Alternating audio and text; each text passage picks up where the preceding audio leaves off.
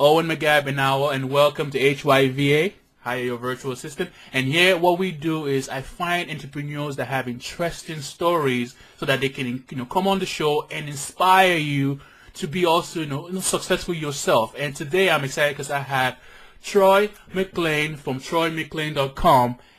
Most of you might know him already. He was actually on the first season of The Apprentice, the Donald Trump show. And, I wanted to get him on the show to share with us his story. I think, there's so many things that we can learn from. So go ahead. Troy, introduce yourself to my community. You bet. Well, Owen, first of all, thank you very much for having me here. It's a great opportunity to continue to share my story with other entrepreneurs. And as some of you may know and some of you may not know, I was on the very first season of The Apprentice. And I can tell you about that process first. There was a total of 215,000 people that had applied for that particular show. There was 11,000. Yeah, 215,000 was a big hit back then. After that, there was 11,000 face-to-face interviews. And then it got down to 250 of us. And from 250 of us, it got down to 50. And that's where it got very interesting. The 50 people that were left had to go through business test after business test after business test. IQ test, EQ test, cognitive reasoning test, military stress test. Wow. You name the test, we took it. It was crazy. It was insane. The lucky thing for me, and I'll define my definition of luck in a little bit, but the lucky thing for me is I made it on the show. I was the only one with just a high school diploma. I have no other degree. I tell people I got a PhD, actually, and they ask me, I thought you didn't have a degree. And I said, no. I was about to say that. Yeah. I had a PhD, and they go, I don't get it. And it's the same thing I told Mr. Trump. I said, Mr. Trump, my PhD, I was poor, hungry, and driven. That's me. PhD. That again, that's funny. What was that? I was poor, hungry, and driven. That's my PhD. So today I'm working on my MBA. And I tell a lot of people that as well. I'm working on my MBA, and they're like, wait a second, I thought you didn't go to school. I said, whoa. Just look at this in a little different way. I'm working on my massive bank account.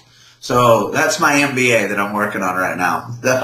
I like that. Definitely, I like that. I didn't even know that the shows, they had so much screening involved to get people on the show. Wow. Yeah, lots of screening. And again, for me, being the only one with just a high school diploma to make it on the show was certainly a big testament to me and my family and to what we've accomplished. But there was a lot of fears. There was a lot of personal fears, and this is what I do share with entrepreneurs. Guys, I was scared to death. I was scared to death because all of a sudden, I'm going up against people that are legitimate MBAs, legitimate PhDs. I've got Kwame Jackson from Harvard University. I got Omarosa Malagal-Stallworth, who has a PhD in communications. I got Bill Rancic with an MBA from Ithaca. And I started questioning myself. Started going, do I really deserve to be here? I mean, come on. These guys are talented. These guys really know what they're doing. Now, I must be just I'm the token, uneducated guy. But it really took having the self-confidence to go, no, I do deserve to be here. I've made it this far. And we question ourselves as entrepreneurs a lot, don't we, Owen, where we go, yeah. Should I be the one doing this? Well, of course you should be, because you are doing it. You are making it happen. There's always room for improvement, but you're legitimately making it happen. And I learned my first lesson. My first lesson was, don't let perfect get in the way of being done. Don't let perfect get in the way of being done. Just do it. And then mold and tweak it. But if we try to wait for that perfect moment, that whatever the perfect moment is, the perfect moment to be married, the perfect moment to have children, the perfect moment to start our own business, the perfect moment to quit a job. If we wait for perfect, it'll never, ever get done. So just go ahead, jump in there, and just do it. The Nike slogan, I guess. Yeah, I think there needs to be some educational process behind it. I investigated. I use a strategy called ROPE. I don't know if anybody's heard of ROPE. ROPE is an acronym, and ROPE is to research, observe, position, and then execute. Most people do the research, the observe, and position. Yeah. Very few people execute. So sure, research your environment, research the product or the service or the widget you want to do. Observe other people on how they're doing it. Create a position on how you're going to do it better or how you're going to find a niche in the market. Definitely. And ultimately, you have to execute. You have to go out and do it. And so I tell people that I use a rope strategy, and then I also just don't let perfect get in the way of being done. And it helped out. I made it on The Apprentice. There's 215,000 people down to 16 of us. And it took my life from 10 miles to the left, 10 miles to the right to Australia to Alaska. Wow. But I'm definitely sure that, you getting to that point, there had to be, a story behind how you got to that point. Because yes, you were, had all those different people interviewed, and you were one of the few that were chosen, and you were still, worried and scared, oh, I might not make it. But there was that confidence that you had even before you got to that point. And I'm trying to figure out, okay, how did you build that up? What is the story behind Troy? Yes, there was confidence behind me, and that confidence was my faith, my family, and my community. Dateline did a story on me afterwards, which a little bit embarrassing, quite honestly, a little bit devastating. They talked about the skeletons or the perceived skeletons in my closet. I didn't have what most other people had to start out with. I certainly didn't have an education, but I also had a colorful childhood with a very unique mother. My mom was a bouncer of a bar and a truck driver. Wow. My mom got an 8th grade education in motherhood.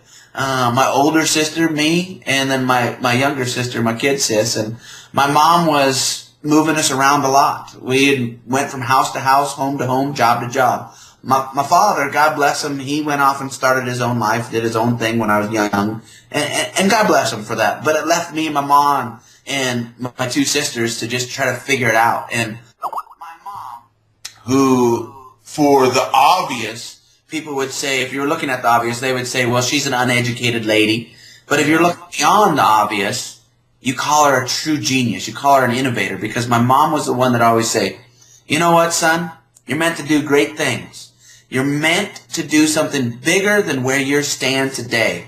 We just got to figure out what it is. And so she always invested that confidence in me. She always invested that belief of looking beyond the obvious. And so it was my mom that we can figure it out. We can just get it done. And hey, we went through our struggles. Dateline said I was evicted out of 7 houses by the time I was a senior in high school. And I'm here to correct everybody right now that it wasn't 7, it was 6. The 7th house, we volunteered. It was one less. They didn't finish the reporting correctly. Yeah. So they need to do their journalistic research. But my mom would just look at it when we would have trouble, when we'd have situations in our life, like leaving the houses. She'd say, you know what? That's okay, because this house isn't good enough for us anyways. How do you humanize a house, an inanimate object? And my mom would say, this house just isn't good enough for us. Not that we weren't good enough for the house. The house wasn't good enough for us. So it was an opportunity waiting to happen. Versus saying, hey, it sucks, we're getting kicked out, and, sorry. So she always had this proverbial, the glass is half full.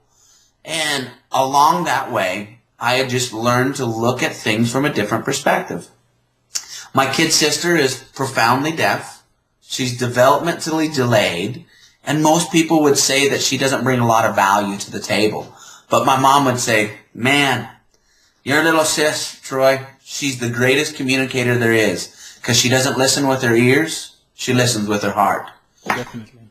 And I'd go, well, what a neat way to say it. What a neat way to look at it. And then I just started looking at business opportunities that same way. I started looking at how can I see something of value that most people don't. And that's finding, isn't that what we do in business? Now they call it finding the niche. Definitely, and that's a good point you said, because finding the stuff that is not obvious, because I think becoming an entrepreneur itself it's kind of like craziness, because it's not the norm. You want to jump into risk, and most people are comfortable with something else. So I guess that's a good point. Go ahead. I just wanted to say that. Yeah, it is, and I'm glad that you compliment that, because most people in their right mind don't set out to be an entrepreneur. You can buy all these books and all these CDs on the 10 reasons why to be an entrepreneur. Somebody needs to come out with a book or a CD that says the 10 reasons why not become because it's stressful. It's very stressful. It's very up and down. It's not money motivated. You do it because you want to serve other people. The byproduct of your virtual company is the fact that you're able to make money. But that's it's not your main goal. Our limited conversations that we've had and the emails and just looking up your website, there's a passion that drives you beyond the dollar. And that same thing applies to me. And I think you're going to find commonalities in entrepreneurs that we're not driven on the almighty dollar. We're driven on a passion that drives us to create a service or a product or a widget that, oh, by the way, the byproduct is that we make money. So I'm not here to tell you I don't make money. We make good money. We make a heck of a lot better money than we did when I was living with my mom. And now today my mom lives with me. My kid sis lives with me or lives in the house right next door. And we are able to take care of our family, of our faith, and of our beliefs. But that was the byproduct of it. It was really about creating an observation of seeing value where others didn't see, finding a position on how can we serve to that? How can we go ahead and take care of that widget and take it out to market? So we found a void in the market. We found a need in the market. We created a position and we executed a plan. And for me, that was real estate was the first big thing that I did. And now today, I went from funding real estate, small real estate loans, $1,000 to $2,000 that I had borrowed money from somebody else to loan to somebody else, basically. And now today we fund businesses. I focus on technology, entertainment, and real estate are my three areas. Yeah. I look for companies that are in a startup phase, a growth phase, or a distressed phase. So startup, growth, or distressed, technology, real estate, or entertainment. Why? It's the niches that I found. I'm not 100% right, and I want to tell everybody that as well. A lot of people today call me and go, man, you've got the Midas touch. No. I'm about 70%. 70% right. 30% I fail. I fail 30% of the time. Yeah. But if I gave you those odds and said 70-30 odds that if you roll the dice in Vegas you'll win, you would take those odds all day long. All day long. So 70-30 is not a bad gig. By the way, it only takes that much to make it into the Hall of Fame of baseball or basketball or anything else. The Hall of Famers in baseball, they're only knocking out of the park 70% of the time. 30% of the time, they're striking out.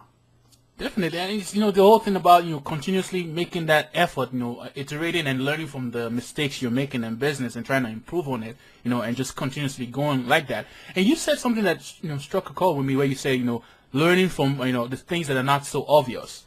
So how exactly, step by step, do you think, from your own experience as well, entrepreneurs can, really use that to their advantage, focusing on the things that are not obvious in their business and using that to their, advantage?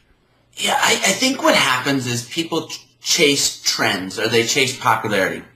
But if you look at popularity on a chart, if you put a chart up in front, popularity trends ebbs and flows, and it goes up and then it goes down.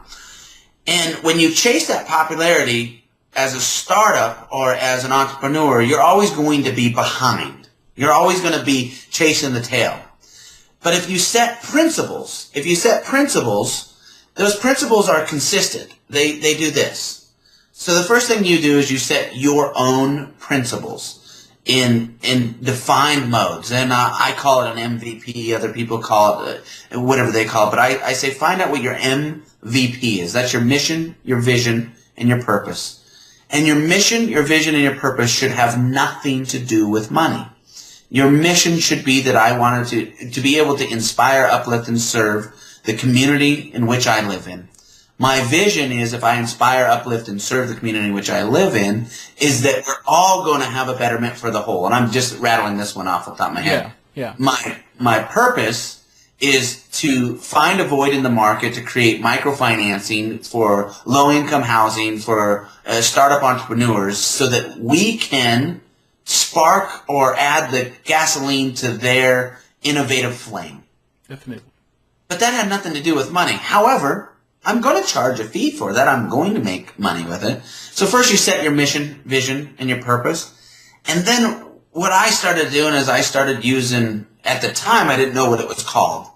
And over the years I've learned to add definition to it. There's a gentleman, real famed economist out there named Peter F. Druckers. And he sums up what I did best. But he already had it. He's had it forever. And it's called the S.M.A.R.T strategy. The S.M.A.R.T strategy is an acronym again. And it's specific, measurable, aligned, realistic, time-bound. So what that does is, once you define your mission, vision, your purpose, start looking beyond the obvious. Don't chase the trend. Find the void in the trend. Find the niches. But find a very specific niche. Specifically, when you say you're in real estate, are you in low-income real estate or are you in high-income real estate? Are you specifically in the Southeast or are you in the Northwest? Be very specific about your niche. As specific as possible. Refine it, refine it, refine it. Yeah. And so that we can even add more, salt to that point you just made. Is there like an example you can give us, of how you were able to find a void in something non-obvious in your niche of your business, so that the listeners can learn from that? Yeah, absolutely. My very first business, my mom and I and my family had been moving and moving and moving, and ultimately I decided that we just need a house. We need a house. I got hired by a gentleman named Old Man Bainey. Old Man Bainey. Now, I'm living in Montana. It's a very rural community. Everybody knows everybody. And Old Man Bainey owned a slaughterhouse where he slaughtered pigs and cows. He was going to retire, and he hired me to steam clean out the slaughter shed. 780 square foot slaughter shed. And he hired me for the day to go steam clean this out because he was retiring. And I got in there, and what everybody else saw as pig guts in a slaughter shed, I looked at it and, this is a house. Hell, I can use this as a house. And so I went to Old Man Bainey and I said, Mr. Bainey, I'd like to know if my family and I can live there. Son, you don't want to live there. That's a slaughter shed. I said, I know. I said, but I think I can frame up a wall here and I can frame a wall here. I knew enough about swinging a hammer. Yeah. And I thought, I can make this something. And he told me, you don't want to do it. You don't want to do it.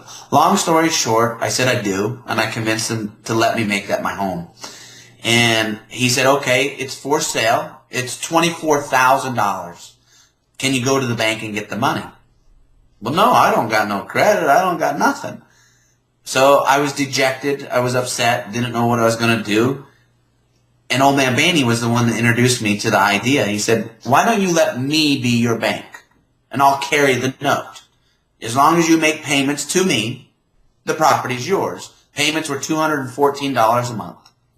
I thought, well, I can do that. So he took on the note. We moved in the slaughter shed. I framed up the walls. We turned it into a little house. I still own it to this day, by the way. I still own it. Wow. Yeah, to this day I still own it. But we framed up the walls, we moved in, and as we were making payments, $214 a month, each and every month, a year goes by and somebody knocks on my door and comes to me and says, listen, there's an adjacent piece of property right next to yours. I'd like to know who owns it. I don't know. I think Old Man Bainey does. Well, Old Man Bainey sent him back to me and said, Troy, when you bought my property, you bought the 3 acres around it. You own it. You can sell that for whatever you want to sell it for as long as you pay me first. And I discovered my niche. I got very specific about what I want to do. I want to do owner-carry microfinancing paper for small loans, help people get into that. Now, that market has gone away now, but back then, it was the specific market. So I started tying up paper. Instead of going to the bank, I'd go to the property owners and say, will you carry the paper for me? And I got a very specific niche and a very specific clientele where I would lock the paper up and I would turn around and I'd sell that paper on an owner contract to somebody else and I would become their bank is what I would do. And then, by the way, I did sell that 1 acre. I sold that 1 acre off. We were able to pay off Old Man Bainey and put some money in our pocket. I put money in my pocket and I went, wait a second. I can loan this money. I can loan this money out to other people that need to borrow $1,000 or $2,000. And I basically became my own lending division in now what they call microfinancing.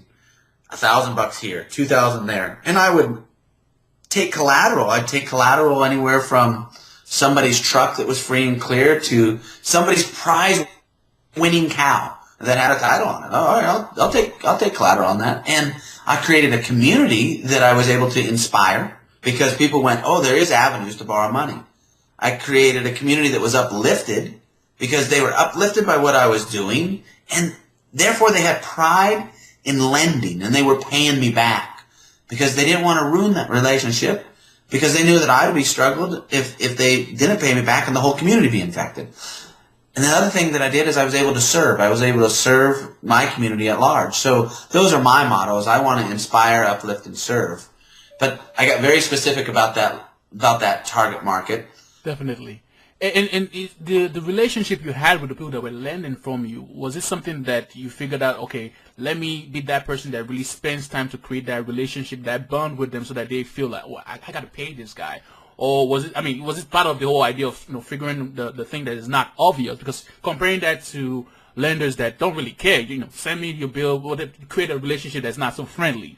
How did that come about? I'm trying to see if there was a lesson that you learned that You're spot on the less obvious things. Most people went to a bank and they signed a piece of paper and the banker never built a relationship, never followed up with them.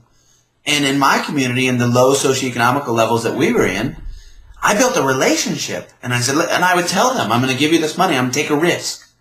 I'm going to take a flyer on you. But if you don't pay me back, I can't loan it to the next guy or the next person. So tell me what you need the money for. Let's meet about it. Let's talk about it. And I almost created, without knowing what I was doing, I created a mentorship. But that mentorship got a groundswell behind it to where we were all interconnected. That if one person in town chose not to pay me back, they knew everybody else was affected. And so it became very symbiotic that we have to make it work. And there were times, again, I'm only a 70-30 guy. Yeah. There were times that people weren't able to pay me back. But what we did, everybody else that I had loaned the money to, I'd call up and go, I'm making up a name. Hey, Joe's having struggles right now. Is there any way we can support him? Can we hire him for services? Can we buy his products? What else can we do to support Joe? Because if Joe doesn't pay me back, I can't loan. It'll affect the whole. Well, then the community would get behind him and go, oh, let's see what we can do. Let's help Joe out.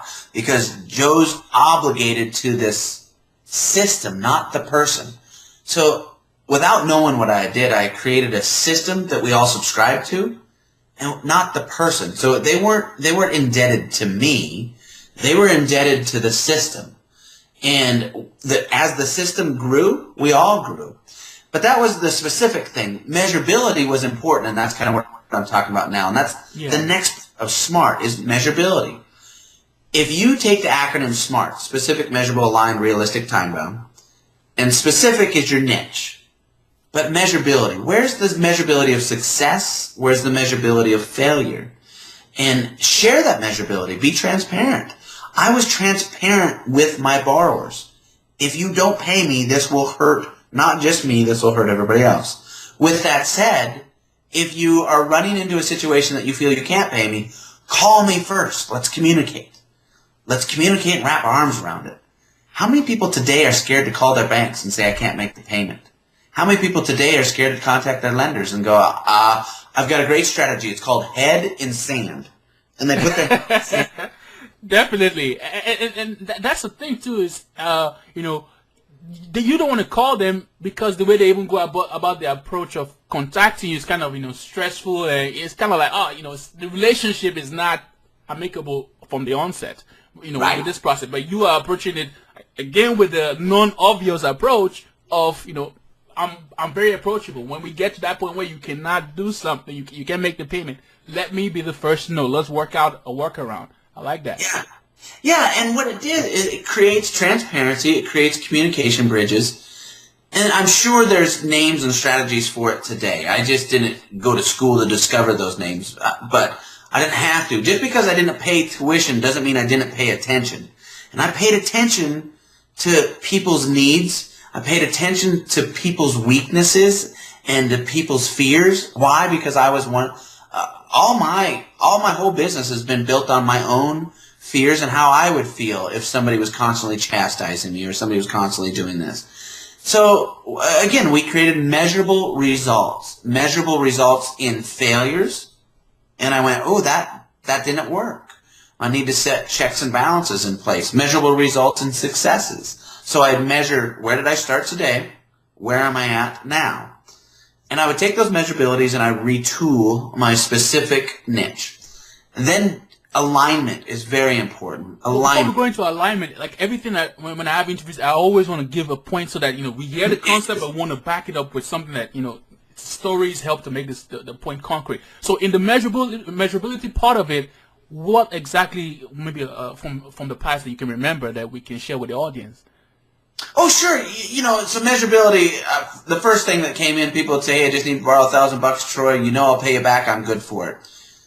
Yeah, sure. Here's $1,000. And then there was no checks and balances. And the first one, again, making up a name, Joe didn't pay me back. And I'd go, well, Joe, you said you were good for it. Yeah, I needed $1,000 because I was declaring bankruptcy that day, and I had to pay the attorney. Well, of course. That's my fault, not Joe's fault. That's my fault for not qualifying Joe. So I should have been asking these qualifying questions. So I measured my failure first. Went, okay, I've got the leads coming in, but I'm not qualifying the money that's going out. So the next time a Joe came along, I would go, what's the money for? Why do you need it? Where is it going? How is it going to better your current position? And I created qualifying questions that too many of the banks today blame the borrower. Too many of the banks today say, well, it's the borrower's fault that came in, and I told him he didn't have to fill out anything and just put a signature. That's got to be the borrower's fault. No, it's your fault for not asking the question. So when I had measurability of failure, because I just gave money out to give money out, thinking that, hey, I should trust you. No, that was my fault for not qualifying it. And I had to learn to master the art of saying no. So when a Joe came in, I had to say, Joe, you're borrowing money so that you can pay your attorney to go bankrupt. Therefore, there's no way you can pay me back. And so it's not yes, it's a no, but it's not a no today. Here's what I can say yes to. And what I would do is I would say no with conditions versus just no. If you need the $1,000 for food, family, for a service or a product, and you can show me that you have collateral in place that is going to be double that of what I loan you, and you can show me how you're going to pay it back, then I'm always willing to say yes. Currently, you're going to be in this no category, but let me invite you to see how you can get into the yes category. That's common sense lending is what it is.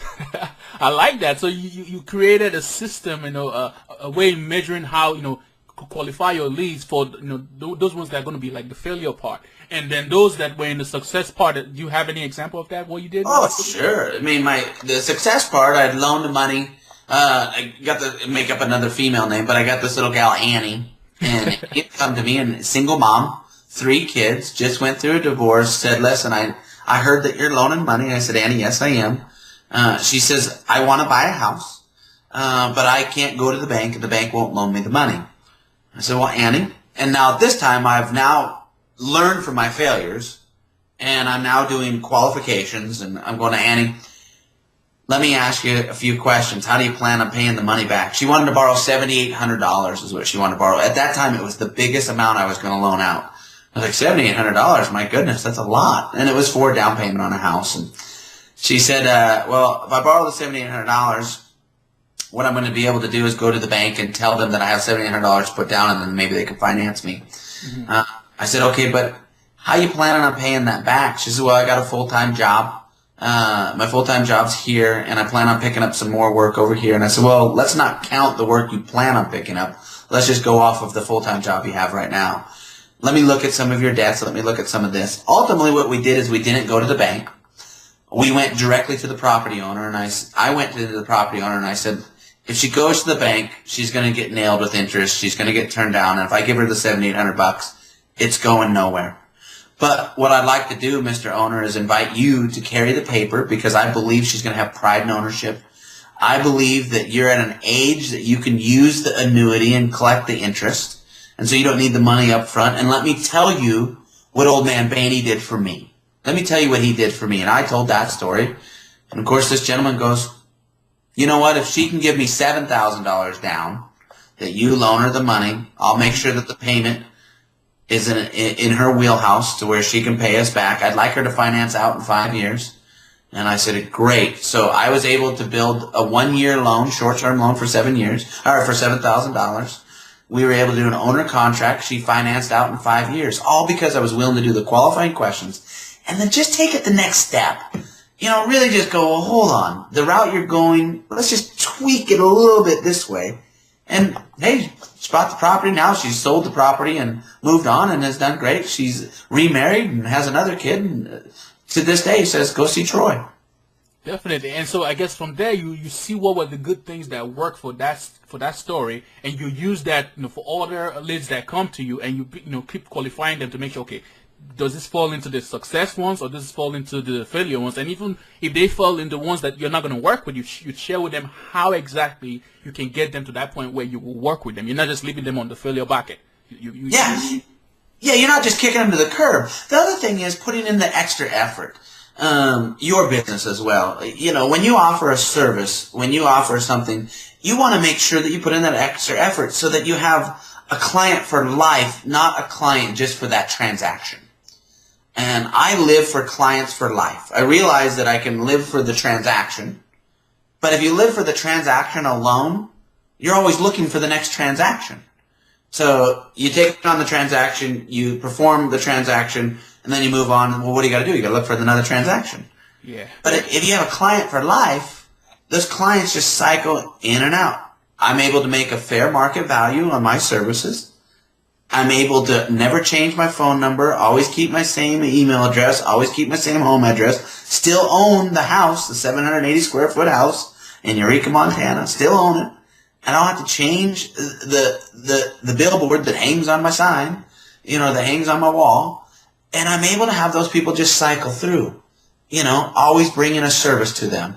But that's going that extra step. That's building that client for life and not aiming for the transaction alone. Definitely, and that's kind of like really, you know, focusing on building relationships. And I think as a result of that, it even helps to make your service business now scalable because you're really taking that time to make that relationship with your clients, go that extra step that maybe the other people is not obvious to them to do, but you focus on the non-obvious and take that extra step to, you know, find a solution that maybe the regular lender wouldn't even look to go into in the first place.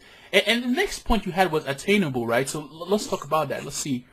Attainable and alignment and so I use it in two. There's an A and a small a, but really, is it attainable? Does it align with what you do? So when you offer services in anything, do you believe in those core services yourself, or are you just offering it because you want to make a buck?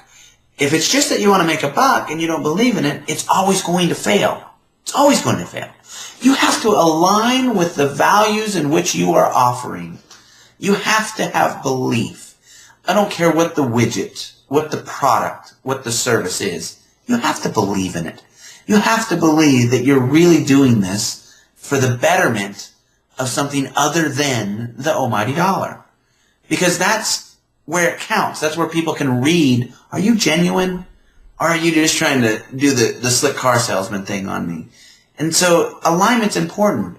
Attainability and accountability kind of go hand in hand, but is it attainable? Is it attainable for you to say that you can do these services or sell this product?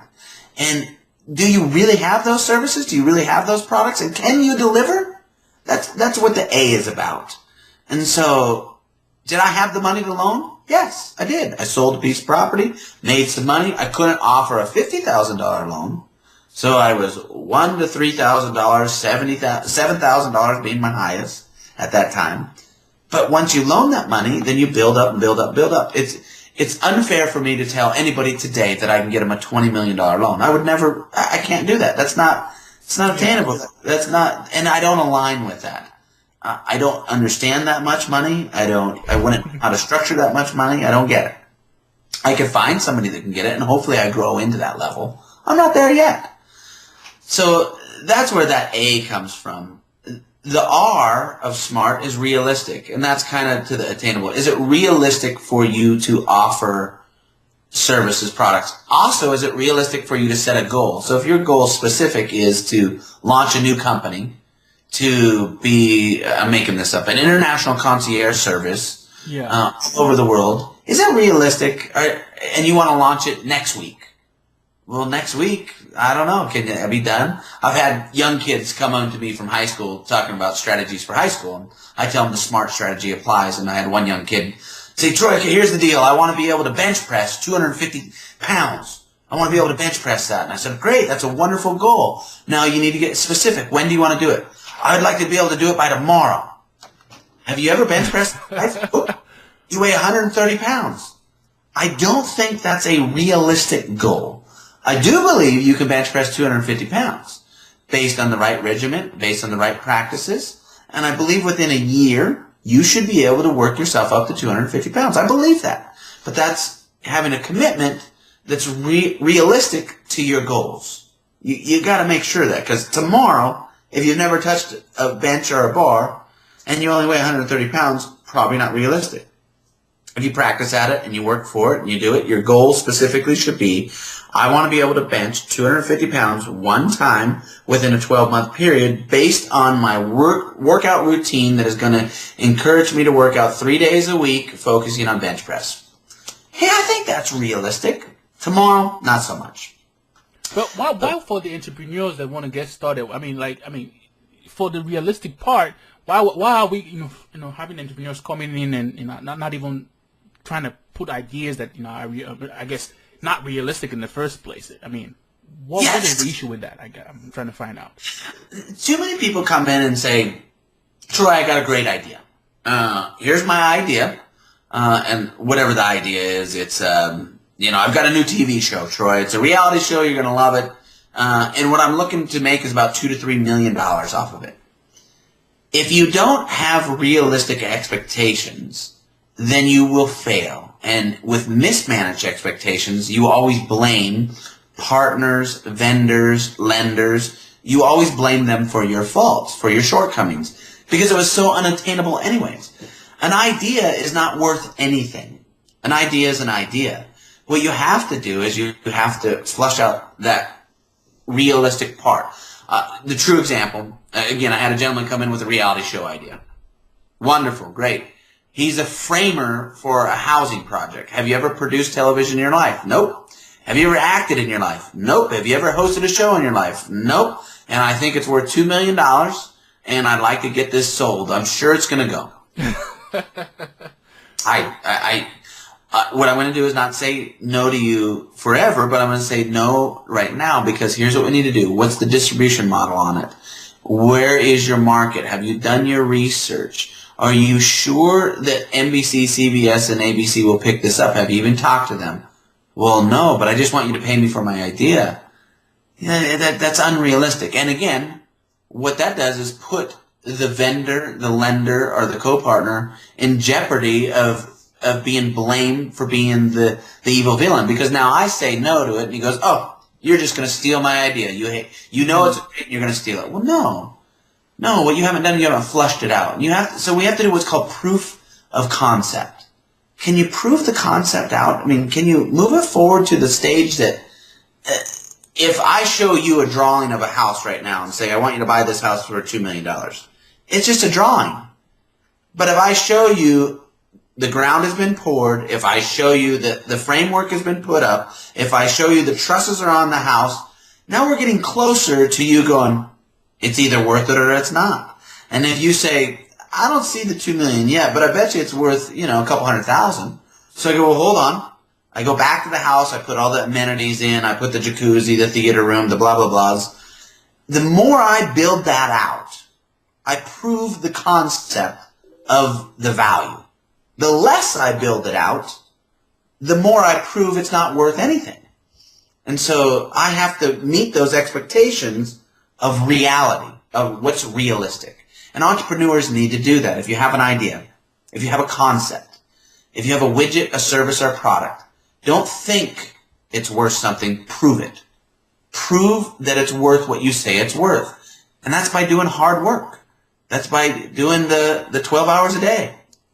I have a question too, because when you made this point, to me it's kind of like the realistic and attainable part of this also is you have this big overall idea. I guess maybe it might be just eliminating every other thing that doesn't necessarily need to be part of it right now to get to that very point that you can start immediately. I guess that's kind of a way to get that realistic part going. Look for the simplest part that you can do now, and then you can build and iterate on top of that, I guess. Yes, absolutely. Here's what happens. Too many people, we live in a world of McDonald's and microwaves, and everybody wants instant gratification. Back to what I said earlier in the interview, where there should be a book, which is the 10 reasons why not to be an entrepreneur. Too many people think that because I came up with this idea, it's worth this much money right now, and I don't want to do any work. You're thinking McDonald's, and you're thinking microwaves. You buy a frozen meal, you put it in the microwave, 30 seconds later, it's done. You want a burger, you go through the drive-thru, 30 seconds later, it's yours. In entrepreneurialism, it doesn't work that way. You have to put in your time. You have to figure out what you can get done within the project, the simplest thing first, and then start working your way up into the harder stuff. The more you take on the harder task, the more valuable your product, your widget, or your service is when you present it to somebody. Because you've done the work. Definitely. And so I think I really believe in this market today that there's a misconception that entrepreneurs just go, I think of an idea. Okay, I'm a millionaire. No, I mean, I'm working today, and I'm working a half day is what I tell everybody. There's 24 hours in a day. I put in about 12. So I'm working. That's a good way to look at it. And that's a non-obvious part, too, because if you look at it the other way, you'd be like, I'm overworking. Yeah, exactly. So too many people look at the obvious and go, oh, he's working a half day, so he must be only working 4 hours. No, there's 24 hours in a day, guys. I haven't worked a full day in a long time, but I've worked 3/4 days, and I've worked half days pretty much my whole life. 12, 15, 16-hour days. That's what I work.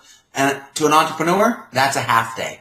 To someone that's looking beyond the obvious, that's a half day. To guys and gals that are thinking the obvious and are thinking that's crazy 8 to 5 mode, they're going, oh, he put in a 4-hour day. Not if you're an entrepreneur.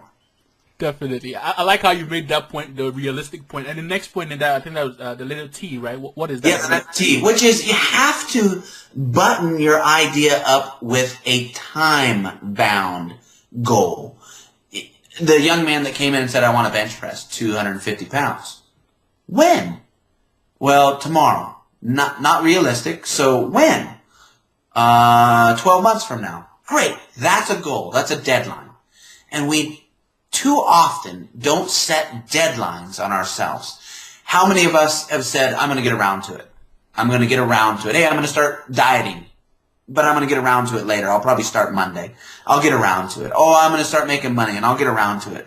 Or our wives or our boyfriends or our girlfriends or our husbands say, hey, honey, are you going to get that done? Yeah, I'm going to get around to it. My grandpa taught me a valuable lesson, and I'm actually looking for it right now. He carried an old wooden chip that was circled, and he wrote the word around to it on the chip. And so when my grandpa would say, Troy, are you going to go chop that wood? And I'd say, yeah, I'm going to get around to it. He'd flick that chip, and he goes, now you got around to it, get it done. And that's what the T stands for, is set a deadline. There are positive and negative stressors in our life. Entrepreneurs work better under a deadline, under a committed goal that is not ambiguous and open-ended. When you take on a service, your service is a virtual assistant service. You don't have time when your client calls and says, I need you to make this phone call, schedule this appointment. You don't have the opportunity to say, leave it open-ended and go, sure, no problem, I'll get around to it, and then start doing other things. Yeah. You lose your clients. So you have to have it close-ended. And when they say, I need this appointment by 11 a.m., I need it to be scheduled for 1 hour, and I need it doing this, this, and this, they're giving you specific times with measurability. And that ultimately is the SMART strategy. Definitely. I mean, the truth of the matter is, I like I got you on the show, and I'm just curious, like, why are you even doing this? Because, you could be doing several different things, and I'm trying to figure out why. You know, for me, Owen, and I think I told you this before the interview started, I do about 200,000 air miles a year. I travel all over the country, and I do a lot of speaking, a lot of presenting to salespeople, to organizations. But when you ask why, it's because I was you. I am you. And I want to make sure that I hold to my motto. My mission, vision, and purpose is to inspire, uplift, and serve the community in which I play in, which I play in the entrepreneurial community. You're an entrepreneurial leader that has access to people that are looking for wisdom, looking for education, looking for inspiration. You are more of a favor to me than I am to you because I'm willing to look beyond the obvious. If you look at the obvious things, you go, well, wait a second, why is that guy driving home, getting on his computer, taking this interview? Well, why would he do that? Geez, that makes no sense. He's not making money at this. He's not doing this. That's where they're wrong. They're wrong because they failed, whoever they are, that say, well, he's not making money. Because I told you in the beginning, money can never, ever be the main part of your goal. It's got to be the byproduct of your success. And today, my success is if I inspire, uplift, or serve one person. That one person can count as you. If I do that, the money will follow. It will. I just know it. I have to believe that. I have to believe that because I'm a kid with a high school diploma that was evicted out of 6 houses, not 7, that had an old man Bainey take a shot on me and say, I'll help you out. He could have screwed me many times over, but he gave me a chance. And by him giving me that chance, I was able to be a thriving, productive citizen in my community. And I didn't become a victim or become a statistic. I become a success and a leader. And if we all take that, and I know it's utopian, I know that it's very esoteric to think this way, but if we all just took that little bit of advice, I truly believe crime rate goes down. I believe innovation goes up. I believe a cure for deafness will be discovered by one of your listeners or somebody that I touch. A cure for the special needs community, a cure for cancer, a cure for poverty. There is a cure for poverty. There is. And I believe that by doing this interaction, that we will find it someday. We will be able to say we took a small part in it because somebody listened to your radio interview with me talking that is maybe only 15, 16, 17 years old right now. Or maybe they're 50, 60 years old that inspires a 15, 16-year-old. And 20, 50 years from now, we can all link it back to you and I. Definitely. Troy, before I let you go, since this whole interview really has been how entrepreneurs can focus on the things that are not obvious, what is that point, or that last point you want to leave with the the entrepreneur that's been listening to this interview so far on how to improve upon that part of their brain that helps them figure out the non-obvious things to do in their business? It's a conscious step. And so the last thing I tell all entrepreneurs is you have to admit you're an addict to the obvious. There's addicts out there that are alcoholics, that are drug addicted, and the first step to that 12-step process is what? Admitting you're an addict. Admit to yourself you're an addict to the obvious. And then when you admit that, when you first admit that, you own it. And then when you own it, you can control it. I'm an addict to the obvious. I admit it. Every day. So every time I see a deal and I go, it's not a deal, I stop myself. Wait a second. Why is it not a deal? Let me look at where the deal is versus where the deal's not. And I take that extra 5 minutes to dig into that. So when you think to yourself as an entrepreneur, I can't do this, I shouldn't do this, it's not a deal, or it's not going to make me money. Stop thinking money, start looking beyond the obvious, and make sure you know the byproduct of your success will be the money, but not your success itself. And admit first that you're an addict, and then start looking at different perspectives in life. Wow, I like the way we ended this. I mean, Troy, how best can my community member? You see, I'm trying to take the word audience from my vocabulary right now, so it's community all the time. So, how best can my community members get a hold of you? They can always email me at Troy, Troy, at TroyMcLain, MCCLAIN, Troy at TroyMcLain.com. I answer all my own emails. I'll get back to you when I can. I do have an assistant that will line up calls and stuff. And and I just want to thank you personally for giving me this opportunity. It's wonderful to speak to another entrepreneur and feel the same passion and inspiration that you have for your community as well as I do for mine. So thank you very much. And thanks for doing the interview. I appreciate it. Thank you. So we're done. What do you think? Okay. Hey, I think it was great. What do you think? So welcome back. I hope you enjoyed the video, and I really want to know what exactly you think. I mean, if I suck and if I'm not doing a good job, I want to know, because by your input and your comments, your suggestions, your feedback, that's how I'm going to improve on the entire package of what I'm sharing with you. I really want to improve so that you know that your time is well spent when you watch my videos. And if I do good on interviews, and if you like certain things I do, please let me know so I can even improve upon that as well.